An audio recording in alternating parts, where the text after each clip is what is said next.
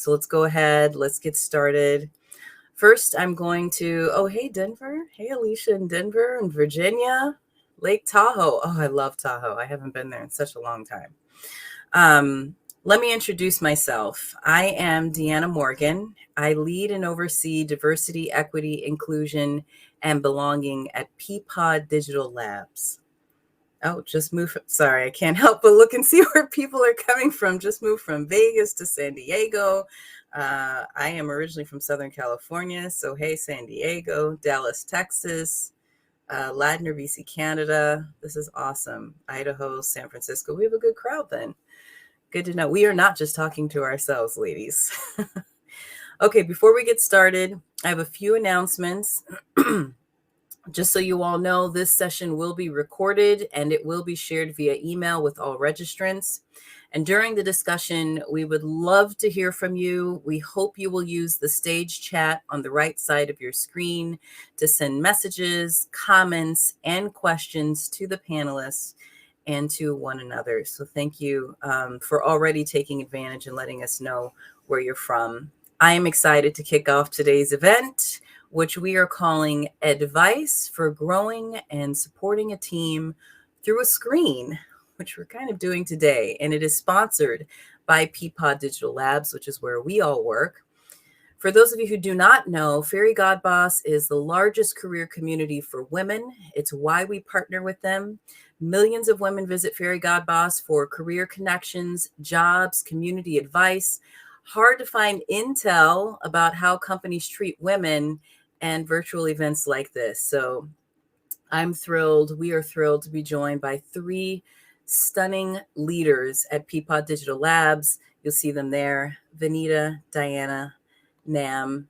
So great to have you. I'm going to start with Vanita. Just have you quickly introduce yourself, nothing too long, and tell us your role at Peapod Digital Labs.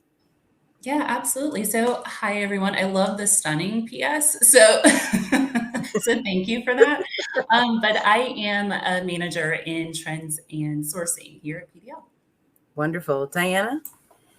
Hi everyone. I'm Diana Murphy and I lead channel planning. So getting content to our e-commerce site across the great local brands. Thank you very much. And Nam? Hey everyone, I'm Senior Director of e-commerce platforms. So I manage a global team that's responsible for checkout payments and fraud detection for our retail platform. Wow, all very interesting roles within the company. Thank you all. I'm excited for our discussion. And for those of you who are just tuning in, I just want to remind you that we will be answering questions that come directly from all of you.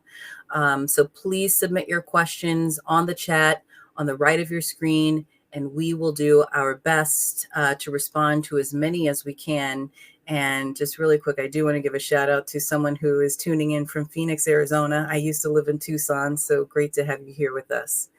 My first question, and I'm going to start with, actually, this will be for all of you. What was it like for you going from in-person to hybrid and virtual as a manager? Did you face challenges? Nam, why don't I start with you? Sure, Diana. So going from in-person to virtual was definitely a significant adjustment. Pre-COVID, when we used to go into work, I used to have a long commute, about 3 hours of travel in a day. So when we went to virtual, there was a sense of relief from travel that, okay, I get all that time back that I can invest back in work.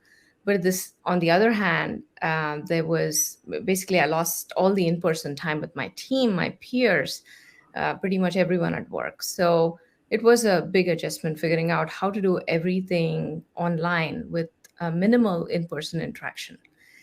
Some of the things that were most challenging were like communication on Teams or Zoom.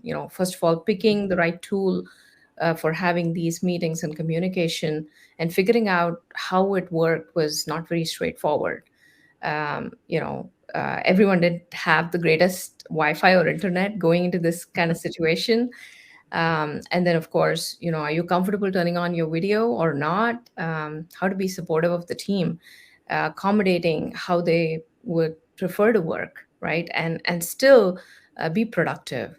So that was one. And then once we figured out all of this, the next challenge was we wouldn't stop working. It would just go on and on and on. So, I would like to say that we accomplished a lot, but at the same time, there was a sense of how do we keep this personal and work-life balance. So, figuring out where to draw a line, that was the other challenge.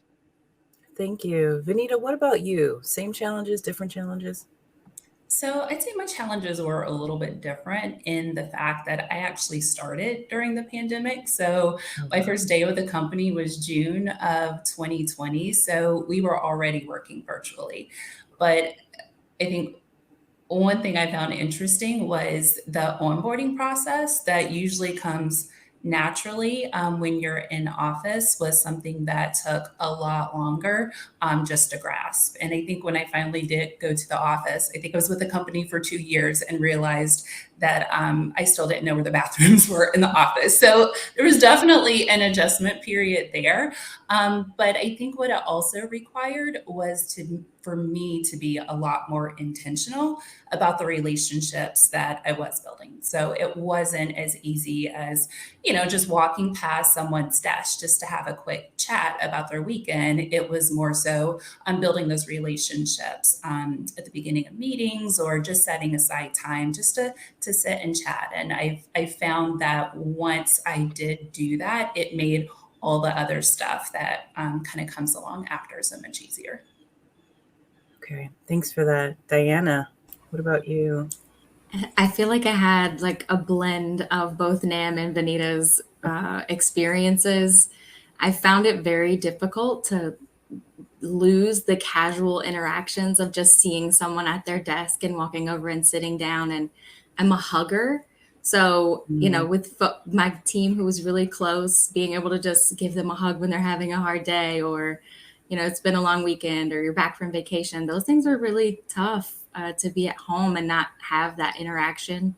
And then, excuse me, pouring into my team and developing them. Like, how do you do that without being able to sit at a table or go out to lunch or have a team building exercise, going into a conference room when there's a tough announcement that we need to share? Like, those things were difficult. Instead, I'm going on a calendar and saying, oh, when is, okay, maybe in 2 hours we can meet and talk about this because everyone's calendars are full. And then also finding that fine line with work-life balance. Like, when do I turn off the computer? When do I turn on the computer? When can I get up and go take a bathroom break because everyone can see when I'm online? And feeling this pressure to constantly be available, but then also recognizing I have a life outside of this too. So that fine line was very difficult to find, especially in the beginning. Thank you. We're going to touch on that a bit more too later. Very hot topic.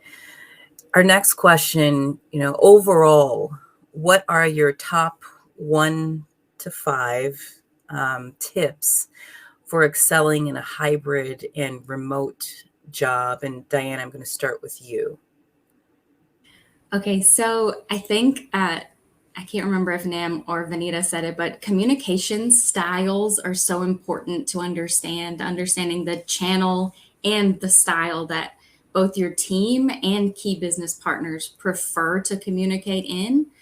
So I think that is super important to identify the best communication styles for your team and your key business partners. But then also being an effective self-advocate, even harder to do, I think, whenever you have to bring it up in conversation in a scheduled meeting rather than, just talking with my boss or my peers or my team, to advocate for self and share what I'm doing that maybe folks don't have visibility to necessarily because we're not listening, to conversations together in the office.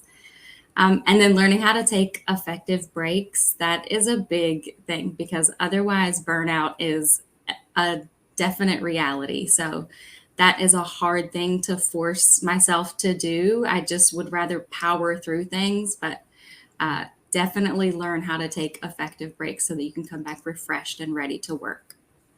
I actually had to learn that, Diana. I started, blocking off my calendar from 12:30 to 1:30, which happened. I didn't even do it. Someone did it for me on my team. And then what I did was I went into my settings on my phone, because I tend to, when I walk away from my computer, I'm still on my phone doing work. So I put do not disturb from that time. And the funny thing was, one day I thought, oh my God, what is going on? I'm not getting any emails. Is there something wrong? And then I noticed that it said do not disturb. And I realized, you know what? I need to take this time for myself. And I gave myself permission to do that. And it's taken a while to get into the habit, but I 100% agree with you. It's like you just want to power through, but powering through is not always the best thing for us from a mental health perspective. Nam, what about you? Top 1 to 5 tips for excelling in a hybrid/remote job. I think it's going to be more of the same of what you both shared. But being a technologist, I'll start with technology. I think number one is have good internet, Mm. and office setup, because you need to be comfortable, have a good chair.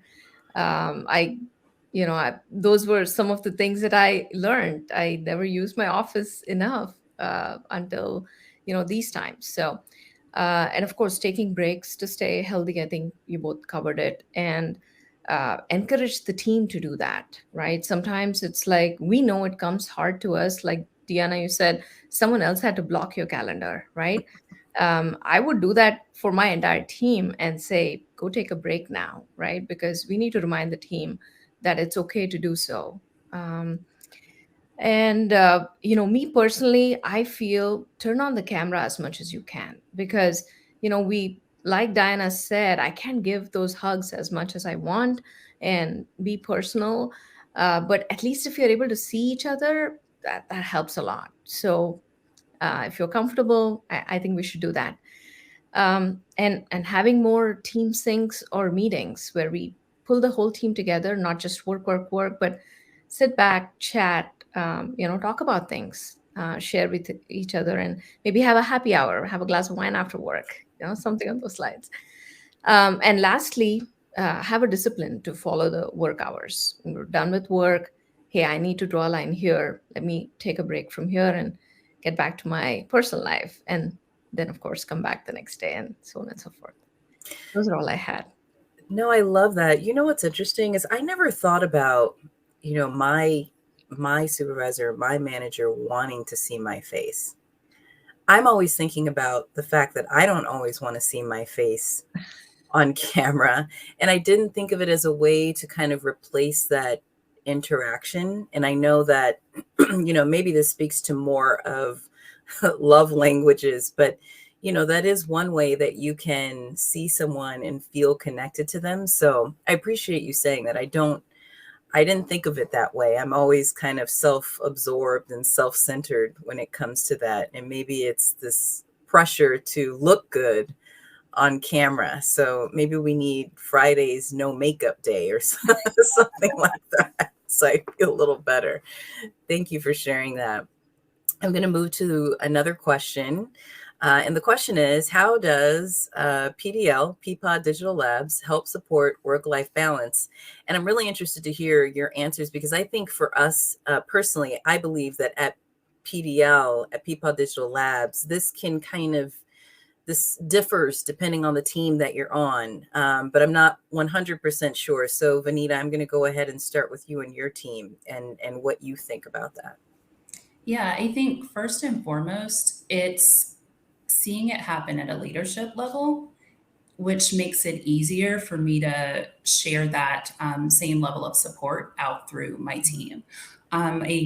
It's funny, I was actually having a discussion with a leader the other day, and she asked if we could move up a meeting because every day at 4 o'clock, she heads out of the house to go on her walk before, the sun goes down. And I just thought that was another testament to understanding that everybody works a little bit differently. I am a morning person. If you want to have like a real conversation, you got to get to me before noon. Otherwise, it'll be tomorrow. So I think just a larger level of support in that understanding that everyone kind of has their way of working that works best for them, has really been something that I appreciated. Yeah, I agree with you there. I want to hear Diana. I want to hear your answer as well. How do you think PDL and how do you support your team with work-life balance? So I think Vanita said it beautifully. Executive leaders are supportive of us taking time. I hear regularly in the weekly all company call about taking PTO, and then and the summer times when we had summer Fridays where we had the option to take a half day if our work was in a place where we could step away for that time without it eating into our PTO. Like that was huge. And I at first felt guilty, but then eventually, because that message was continually repeated in those weekly calls, I stopped feeling so guilty, and I felt more refreshed doing my work whenever I came back on Monday. So that part I think was really wonderful, and I encouraged my team to participate when they could. Just driving again, like walk away from your desk. It's important. You need to understand you have a life and you have work. And then the programs throughout the year, like the Fit in Five or the outdoor days, and these groups that we have that are you can volunteer to participate in, but then we get to share back with each other what we're doing with pictures and testimonials of what we've done. That encourages everyone to like what other people are doing or engage what they're doing, and then remember to do it themselves. So that was like a support group, different support groups, because I participated in a few of them, to just make sure that we're taking that time and celebrating that we're taking that time. And again, hearing that on the weekly all calls were, was reinforcement to remember to do it and how important it is. Absolutely. And if I had to add anything, we're really working to become true champions and advocates of mental health in the workspace. I know all of you are familiar with our Mind Over Matter Inclusion Network, which is run by Krista McDermott, and all of our inclusion networks to really, along with those types of, Fridays off initiatives and programs, just provide a place where people can talk about the different things that we can do to help each other with mental health, bring those types of ideas to our senior leaders and executive team. So in the PDL culture, inclusion networks are becoming another way that people can utilize these forums and communities where you can talk about what's going to be the best way to support our work-life balance. So thank you so much for all of you, or for Benita and Diana for speaking to that. We want to take audience questions now, and we have received 2 of them. The first question is, how do you manage the balance of cameras on and off with your team? I think that's such a great question. In a virtual world, it's so important to see people's faces, but we also know there is camera fatigue, and sometimes you just need to be off. Does one of you want to take on that question? I can take a stab at it. Okay. I think that's a great question, and it's not easy. Like, I needed getting used to turning my camera on. So everything you said, Diana, about, I don't know if the right word to use is camera shy, but I used to be like, oh my God, like, do I need to turn this on? But then I started separating it out, that it's not about how I look, it's about that interaction that you need to bring on and make the team comfortable with that we're not here to look at each other and judge how we look, but it's more about, it's like a replacement for not being in person. It's not easy still. A lot of people have their own preferences. I think we need to be supportive of that. We need to encourage them, make them feel more and more comfortable to do it, but at the same time, it's finally their decision, right? And you cannot like be too strong about it, but just encourage the team to do it as much as you can. Yeah. And then, believe it or not, it just influences what one person does, another does, and then they start feeling more comfortable. So we just need to let that play in. Did either of you want to follow up to what Nam is saying? I think the other thing just quickly to say is just communicating to each other. So I know we've got certain meetings on our team where we're like, we don't need to be on camera. We're reviewing a document. Like, you can go off camera for this one. Yeah. Or, hey guys, I'm having a rough day. I'm not going to be on camera for this meeting. But to just assume that I don't need to say anything and I can just be invisible in this meeting, I think is just where the line is on my team. Let's just share when we're going to be on and when we're not. You don't necessarily have to go into the details because that's up to you, but I'm not going to be on camera today, but I'll be listening and participating in the chat as needed. I love that. Benita, did you have anything to add? Yeah, no, I think those are all great points. I would just add, I think it goes back to those relationships as well. I'm a lot more comfortable with those people that report directly to me than I am with, someone that I might be interacting with cross-functionally. And my team usually sees me in sweatshirts and, hair up and no makeup on. And, it's just a regular day. And I think creating that comfort level, or having that comfort level with the team also gives them greater comfort level to be on camera without, being 100% perfect. I love all of your answers to that. We have one more question. How do your teams receive the team sync ups overall? What's their feedback on participating? Are there activities that you do when you're in your, team kind of huddles? You want me to go first? Sure. Yana? Mm-hmm. So yeah, Team Sync, again, every time you try to schedule these, it's generally time away from your work, right? So it is sort of hard to, again, kind of have that and everyone be in on it. But at the same time, it all depends on what you make of it, right? So I personally feel like you should make it about the team.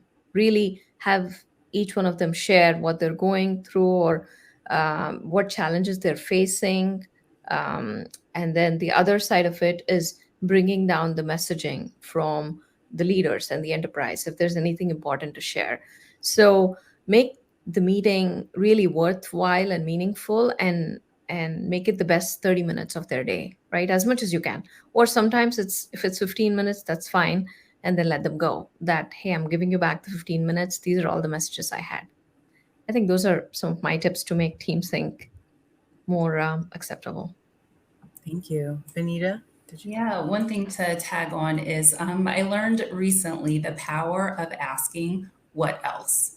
And it's amazing how much more conversation and how much more the teams tend to open up with just that simple question. And you ask it and you get a response, and you ask it again and you get another response, and you keep asking it until there's literally nothing else left. But I think kind of to that point of, meetings ending early, of course, if there is nothing else, then giving that time back, and new teams always appreciate, but just those little 2 words, there might be a few other things that kind of bubble up to the top too.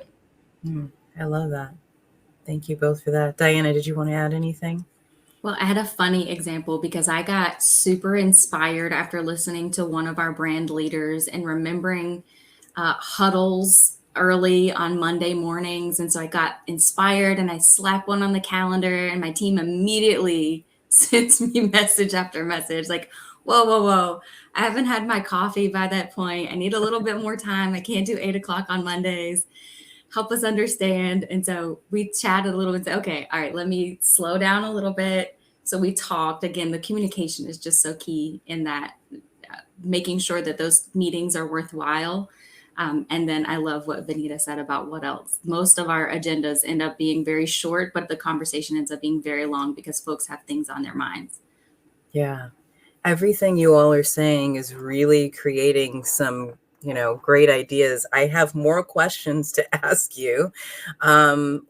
Here's one. So Zoom fatigue in general is real, but that's my only option as I run a volunteer program with all of our volunteers being remote. How do I keep it interesting given that they are mental health professionals with busy schedules? For context, Any ideas from either of you?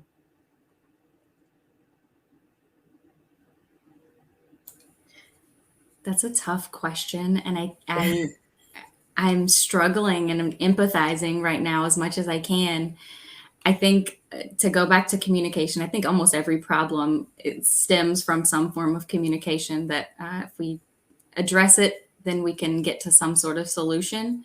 Yeah. But hopefully there's some regular feedback that you are asking of these leaders, these professionals, to say, hey, what would be helpful? You tell me what works for your schedule, or what would make this more exciting or more impactful to what you do every day.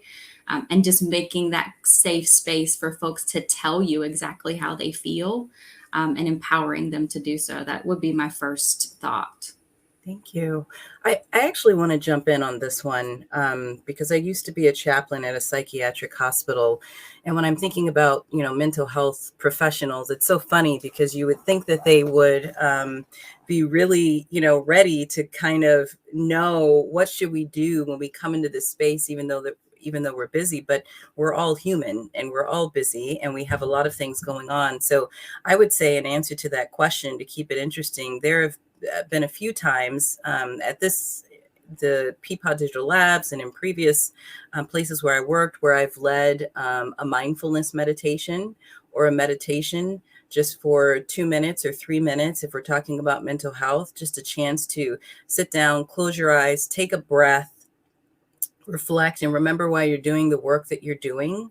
So that's an option. And I'm also a huge fan of having an icebreaker question that everyone can answer. And maybe it could be related to mental health, or maybe it could just be totally different. Like, what do you prefer, a cheeseburger or hot dog type of thing? But something that brings everyone into the room together and you're kind of bonding while at the same time getting everyone prepared to talk about business or whatever the work is. And then I don't know if any of you want to add to something to that. We do have 2 more questions, but if you had anything to add, feel free. No, all those were great points, Diana. Asking people how they would like it or what they would like to change, and then creating that conversation, bringing people together. Those are both great ideas. Cool. Thanks, Nam. Okay, here's the next question. What advice do you have for navigating life balance when beginning a new remote position? I'm actually going to start with Vanita, if you don't mind me putting you on the spot, since you said you started at Peapod Digital Labs in the midst of the pandemic. Yeah, absolutely. So it kind of goes back to, I think, Diana, you maybe touched on it, but really being intentional about kind of your working time and understanding when you work best. I know I mentioned that I tend to work best in the morning. So if I have things that I really need to kind of zone everything else out and focus on, I will intentionally put that time on my calendar. Look, it's a 3-hour block, but it's when I know I'm going to be able to accomplish everything that I hope to accomplish in that. And then my meetings, I usually schedule in the afternoon, only because those require sometimes just a little bit less. And I found that works for me. I think also kind of carving and really blocking out calendars for lunch, having or feeling empowered to push back. If someone does schedule over the lunch hour, I've found myself doing that a couple of times and protecting that time for my team as well. So I think really allowing your schedule to be yours and own it, which I know sometimes is easier said than done with all of this world that's consistently happening at all times. But I would really encourage you to kind of take control of that where you can. Thank you. I'm going to take this one last question, then we're going to move on to our set questions because I really want to get into some of the other things we're going to talk about. The question is there anything you do to encourage the team to get to know each other better, which maybe would have happened more naturally in person? Nam or Diana? I'm sorry, Diana, could you repeat the question again? Yeah. Is there anything you do to encourage your team to get to know each other better, which maybe would have happened more naturally in person? Hmm. Yeah, that's a great question. You know, basically, me personally, I keep telling my team that, and this might apply to the previous question as well as to, an advice for someone starting new. We always have to feel like things are not going to go the same way as in person, right? Things are going to go wrong. You're going to say something with one intention. It's going to be, please rest assured, there are chances that it could be taken exactly the other way. So, having said that, but there are ways to work around it, which is connecting with each other one on one, right? So I keep encouraging the team to ping each other, like, become friends with each other Mhm. before, working together, like work, know each other, ask a couple questions about each other that you would do in a hallway conversation or when you grab a cup of coffee. So encouraging that, even if it's a 5 minute, those seem to have helped the teams. If they take the time to get familiarized with each other, spend some time with each other, then they know each other better. Thank you. Diana, any thoughts? We did something really cool on our team, which was we ordered DoorDash for everyone I to, love that. so everyone, you got to, what was fun because you got to see what everyone picked. Like, oh, I had no idea that you liked Indian food or that you liked Mexican food or whatever. And then everyone started talking about their preferences around their food and why they liked it. Or, you just get something about food, I think, brings folks together in general. And so we were eating, and even though we were eating different things, we were watching and talking, and it was the most relaxed environment that I feel like my team has been in since the pandemic and this new hybrid and virtual work environment. So that part was, food brings folks together. So when you can bring food into the mix, I think people just naturally talk a little bit more naturally and get to know each other better. Yeah, I agree. Growing up in my family, they'd make fun of us because anytime you said there was food, we'd actually show up. um, okay, let's move on to our regularly scheduled programming. The question is, how do you manage to avoid burnout while working in a hybrid remote environment? And Diana, I'm going to start with you, but I'm going to say I really would love it if you could speak to it from the perspective of being a manager and having a team. So how do you avoid burnout while working in a hybrid remote environment? Sure. So one of the things that I do is I take calls outside. So I will try to pick one call a day and go outside to just breathe new air and get away from my desk. And I encourage my team to do the same thing. Like get outside, step away from your desk. Because just unplugging from the computer for 30 minutes a day is helpful. And then I'm really transparent with my team about how I'm feeling, what's going on when I'm feeling stressed or overwhelmed. And we talk about how to work through that so that nobody feels isolated or alone or overwhelmed. We support each other in that way. Um, and then this is not necessarily as a manager, but I just want to share it because I just want to be human, is that I play word games and I'm learning Spanish on my phone to just decompress for 2 minutes or 3 minutes. Like, but encouraging my team to do the same thing, like find your thing that you just need to decompress throughout the day, after work, whatever, just to get yourself out of the mindset of work beyond those work hours. Do whatever it takes to shut it down as much as you can so that you can come back fresh with a new perspective in the morning. I love that. What about you, Nam? How do you manage to avoid burnout? So there are a couple things I've done for a very long time, and I try to make sure that, and it was very hard to keep it up virtually, but I try very hard to do that. One is meditation. That's, I do something called a Kriya first thing in the day. That's how my day Mhm. starts. Of course, I can't be without my coffee, but even before my coffee, I do that. And I the other part of it is going to the gym, getting that 30 minutes in, 30, 45 minutes, whatever you can make time for. Uh, I try to do it every day, but at least 5 times a week. And then I share it a lot with my team that I do this, encouraging them to do that. And I set myself personal goals such as, well, this year I ran my first half marathon, for example. Wow. And and I encourage the team to do that, like set a goal of a 5K, or a walk, whatever it is, right, and work towards it. And that's one of the topics that we should make a part of our team syncs, focusing on the health and talking to the team constantly about it, that take your breaks, go take your walk or run or walk your dog or whatever that is, right? So those, I think, really helps. Those are great ideas. I haven't run a half marathon, but I do spend some time, for me with my faith, and, reflecting, meditating in the morning, while I have my coffee. And for me, as much as I didn't want to have a puppy, having a dog has helped me to make sure that I do get outside a couple days a week, and spend that time just breathing and moving and getting exercise. So I love that.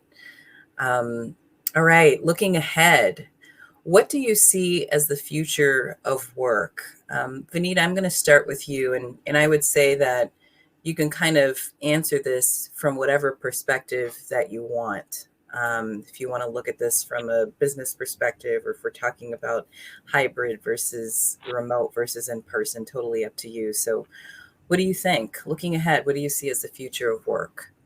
Yeah, I would say I think it's going to be an alignment of people's passion and the work that they do. And I say that Mhm. because I feel like the pandemic was, I'll say a chance, but we were forced to kind of reset and refocus on what our priorities are. And I think there's kind of a few themes that we're at least seeing in some of the research and the work that we do on our team. And it really is centered around just kind of overall wellness, mental health, and this sense of community. And I think anything that employers do to support that is going to resonate for work life going forward. I love that. It's actually one of the reasons why I'm in DEI, was that I finally got to a place where I needed to be in a career that was going to be sustainable. And for me, I'm the type of worker where I have to be passionate about something. Otherwise, I won't stick with it for very long.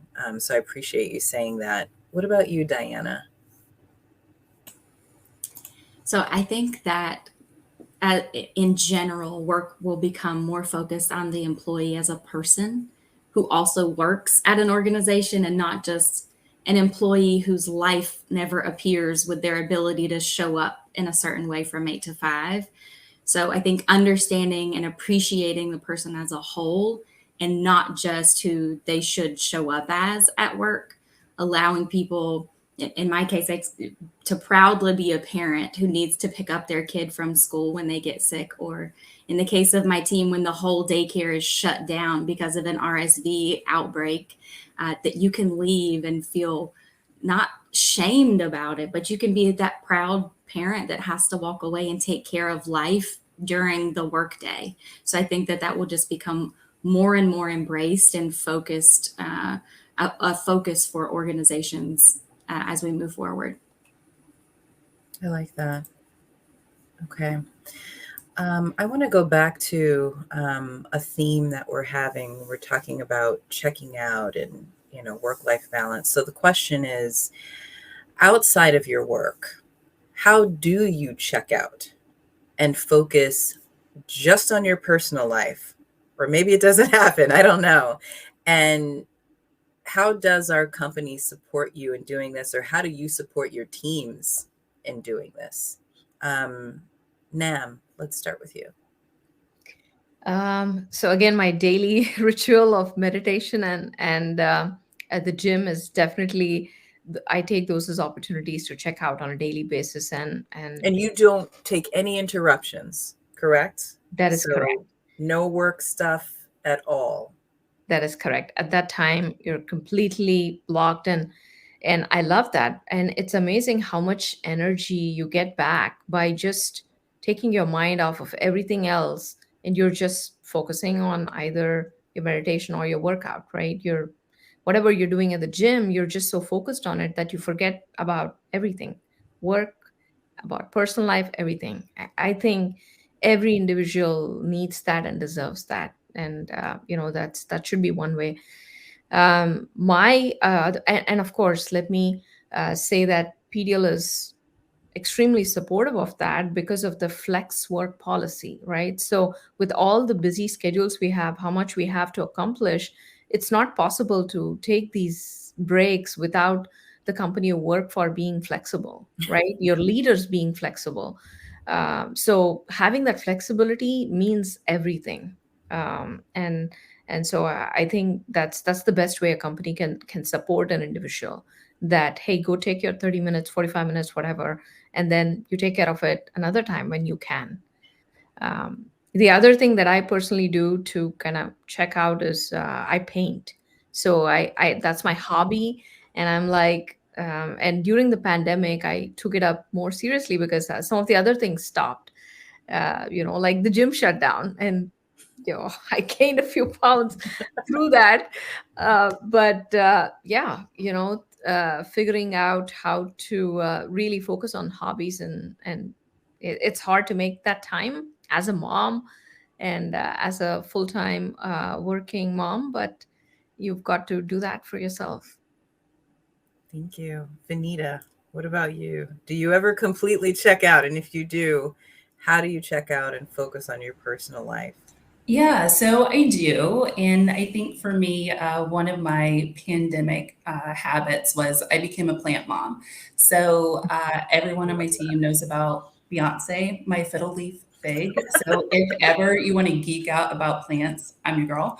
But I think it's also, so I'm reading a book called Tiny Habits, and I'm kind of obsessed with it. But it's really interesting in that it talks about how you marry kind of those little actions to the things that you're already doing. So, for example, I am not good about going to the gym or working out. It's one of those things that I aspire to do.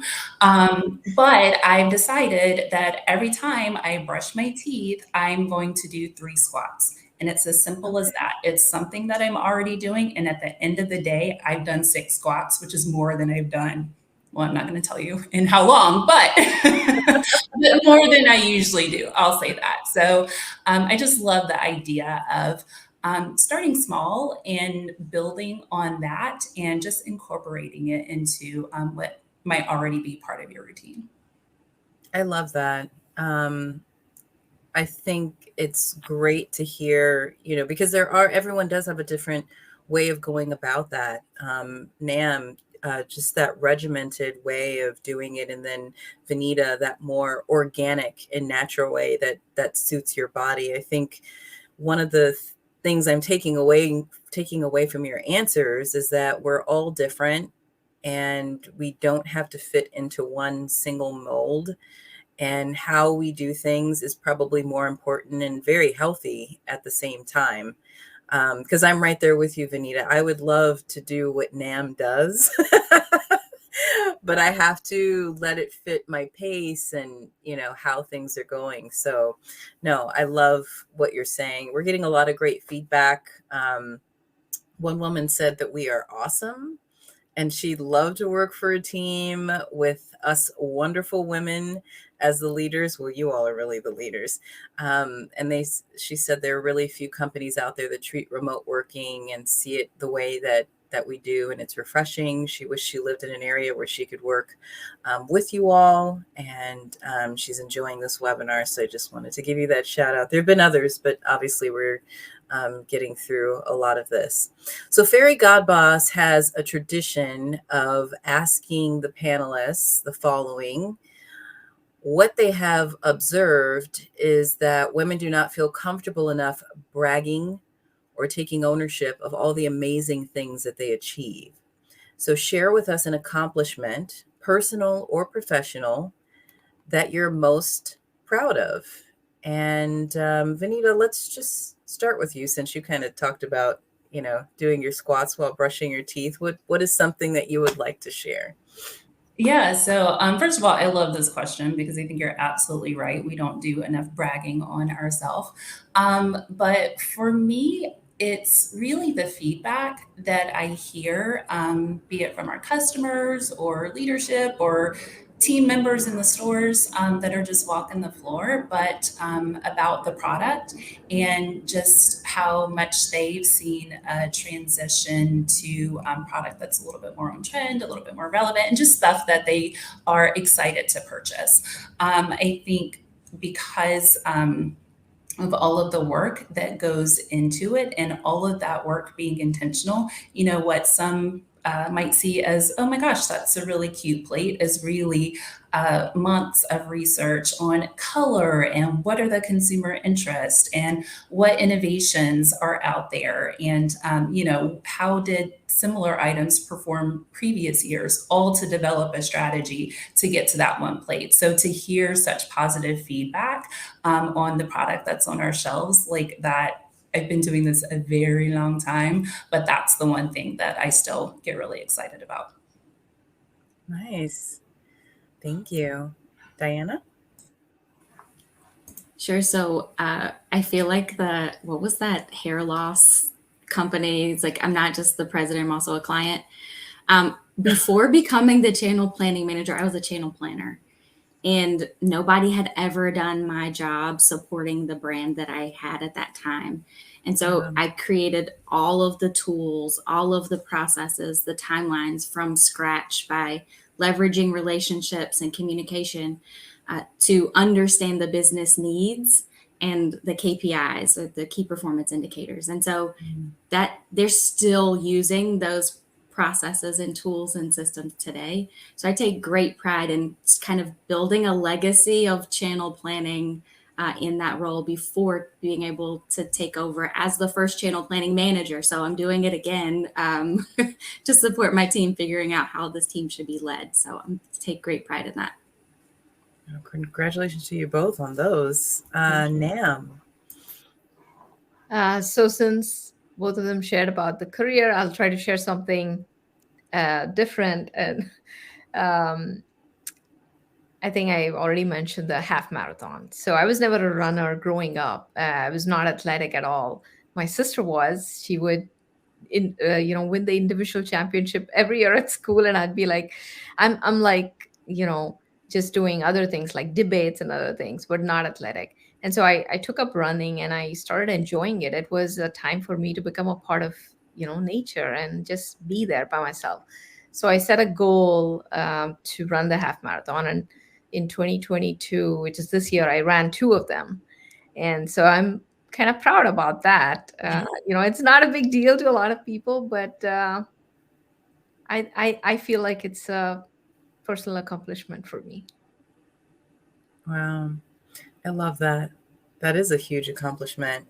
I'm going to share mine just before we move into the next one. I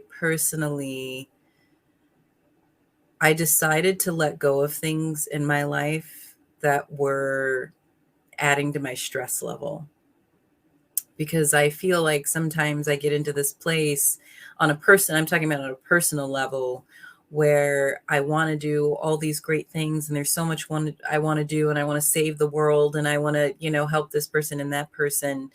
And I feel bad then because I get stressed and I get overwhelmed, and I'm just someone, I don't have a lot of energy, to be quite honest. I'm a low energy person. And so when I take too much on, it's overwhelming and I crash and burn, and I'm not present with myself and I'm not present with my family. So that was a huge accomplishment for me to say, I'm not going to do this and I'm not going to do that. and I'm going to have to bring the focus back to me right now.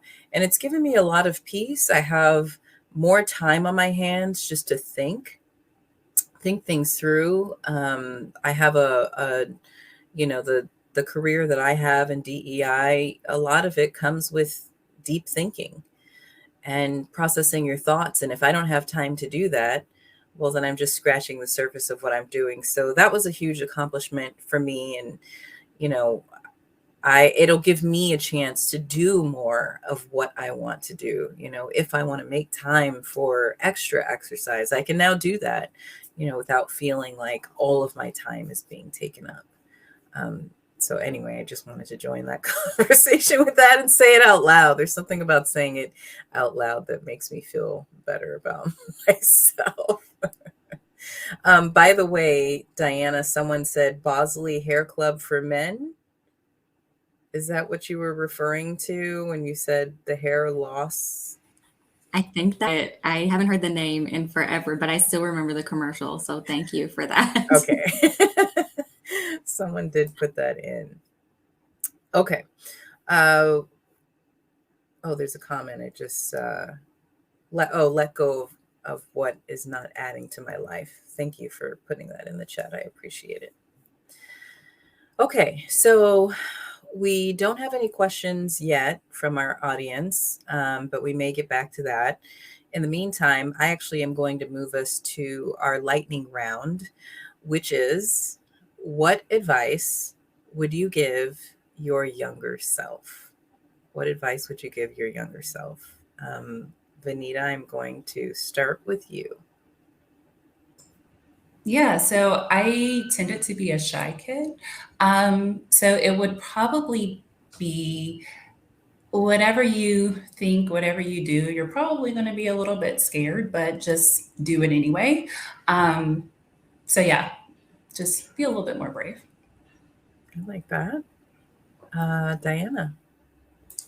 So I was the kid who wanted to be in everything and do everything and achieve everything in hopes of getting to some level, I don't know, that would make me feel good. But I would tell myself to stop trying to rush or force it. It will happen and it will be great. I love that too. Okay, Nam, what advice would you give your younger self?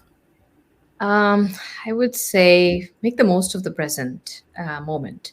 Enjoy and appreciate your current age. Don't always think, I wish I was younger. Or at some point in time, you're like, I wish I was older. So don't look at your past or what you want to be in future. Just be present at the moment. Make the most of the present. That's everything. Take more chances. Don't be afraid. Live to the fullest and make time for yourself. Healthy. I would definitely say focus more on health and yeah, those a lot of advice, but Yeah. Thank you. I love that too. I think if it were me, I'd probably just tell myself not to, when I think back on my life, don't worry about the rejection or the no's. When thinking about Fairy God Boss and what they offer to women, a lot of times I get caught up in the rejection and the no's as I'm, walking my career path. So just to remember that it's a journey, and I don't always need to hear yes. I don't need to always be accepted. I just need to be on the journey and be in the process. So that's what I would say to myself. We did have another question come in, and we're going to go back to the issue of burnout. And I'd love to hear from all three of you. The question is, do you have any advice for how to plug back in after you burn out? Who wants to go first on that one? I would love to take it if that's okay now. Yep. So the first thing that I do when I feel like I've burnt out is I try to find something that I'm really passionate about and start there. So not the things that make me frustrated and stressed out and I don't know how to solve them, but find something that I'm very passionate about that I can find an easy win in, maybe to just get the momentum back going. then once I'm in there, I'm good. But just finding some way to find something fulfilling and find an easy win, I think is helpful. I like that. I can go next. So the question was advice for how to plug back in after burnout. After you've burned out. Mm-hmm. So basically, you burned out, and okay. I think it's yeah, kind of what Diana said, and kind of asking yourself, why am I here? What was I here in the first place for, right? Because that's always going to give you the answer. I mean, because there is some truth behind that. But yes, in the short term, we've had a burnout, but the long term goal is always there. So just remind yourself of it and just get to it and make small adjustments of how to not end up in the burnout, and keep going towards the larger goal. I love that. Benita, what are you thinking? Yeah, and I'll kind of maybe share a story that ties what Diana and Nam said together. But it's interesting in my with my previous company, I kind of got to this point where I realized I didn't like my job anymore. The responsibilities shifted, and I couldn't figure out kind of what that thing was. And it wasn't until I actually sat through a training course to define your why statement. And so your why statement is essentially a way, it's a formula, but it's essentially a way to understand kind of why you do what you do. And it is built on kind of threads that have always been happening throughout your life. And so my why statement became to create so that people see what's possible. And I realized in that moment that I had gotten so far away from that in my previous role. And that is why I kind of was feeling the way that I was feeling. So this is maybe a little bit drastic, but for me, I actually made the decision to leave the company. And I said, I'll figure it out. But my one rule was that I have to stay true to that why statement. So kind of how Diana touched on finding your passion. For me, I'm now in a role where that why statement is being fulfilled, and I'm happy in the work that I do. Thank you. I love all of your answers. Thank you, Vanita. It made me think of a book that I read. Maybe you all have read it. The book by Simon Sinek, Start With Why. It's a great book to read. They read it a lot in network marketing, and really insightful and speaks to everything that you all are saying. So thank you so much, Vanita, Diana, Nam.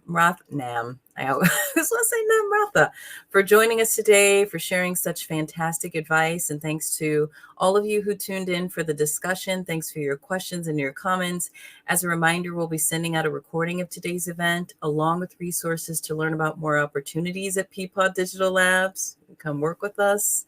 In the meantime, be sure to check out Peapod Digital Labs profile and jobs on Fairy God Boss. Also, we'd love to hear your feedback to help us improve future events. So please head to the Typeform tab that's on the right side of your screen to share your thoughts in a 1-minute survey. And thank you, everyone. We will see you next time. Have a good day. Thank you all.